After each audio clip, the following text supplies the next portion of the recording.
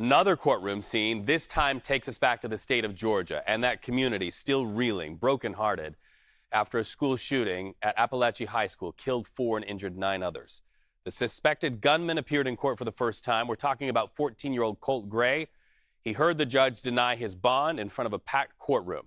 By the way, that courtroom also saw the accused shooter's father in handcuffs. You see him here rocking back and forth. This is Colin Gray, read his rights, and the judge also denied him bond. That father faces a slew of charges: second-degree murder, involuntary manslaughter, and cruelty to children. And we are also now getting new details about the 2023 FBI interview with both the suspect and the father, following up on a report that they perhaps should go to that house and ask some questions. CBS News has obtained audio from that conversation. We wanted to let you listen. All right. Do you have weapons in the house? I do. Are they accessible to him? They are. I mean, there's nothing loaded, but they are down. All the school shootings, things that happen.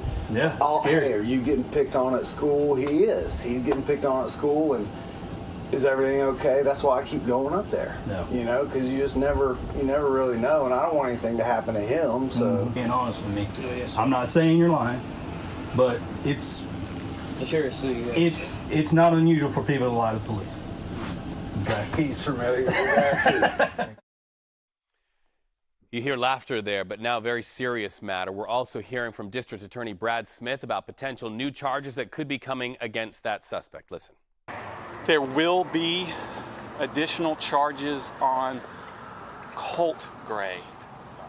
When he was taken into custody on Wednesday, we did not have the identities or the conditions of the other victims, so we were not able to charge on those offenses. So when the evidence comes in and they've been able a chance to heal physically, emotionally, and spiritually, we will get with them, and there will be additional charges that address the other victims in the case. CBS News anchor and correspondent Jericka Duncan at that very courthouse. Jericka, I cannot imagine how difficult it would be for the families to sit in that courtroom and hear all of this evidence and actually see them in person. Yeah, Reed, honestly, when I saw the amount of people that were coming in, they were 2 groups of families that were let in by court advocates. The first group was about 9 or 10, and then another group, about 7 or 8 or so family members sitting right there in the front row. And as you mentioned, the first time being able to lay eyes on the person that is accused of killing their loved one. Not only, again, did we hear or see rather Colt Gray, but we saw his father, Colin Gray. And as you just heard in that audio that CBS News obtained, he seemed to be very serious about the allegations made that his son was somehow connected to making comments on Discord that he was planning to shoot up a school. Something else that was in that 8-minute audio clip that CBS News obtained is he said that his son gets flustered, doesn't think straight. He tried to put your arms around him and make sure he's good, talking about his conversations with school administrators regarding his son. He said him and his wife had just split up. 2 of those kids went with the wife.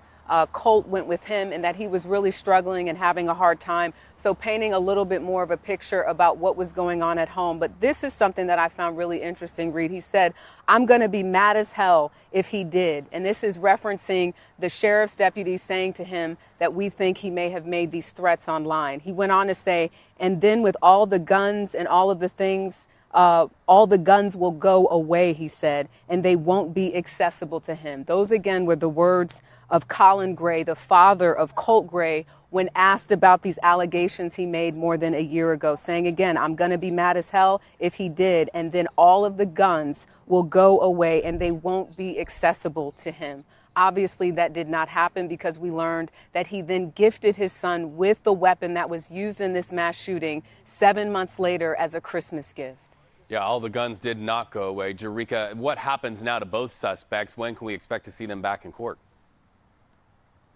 So this was the first court appearance, and in Georgia, they do a first court appearance followed by the grand jury, which will convene, not open to the public, October 17th, a preliminary hearing scheduled for December 4th. That could change, according to the district attorney. Then there will be an arraignment and a trial.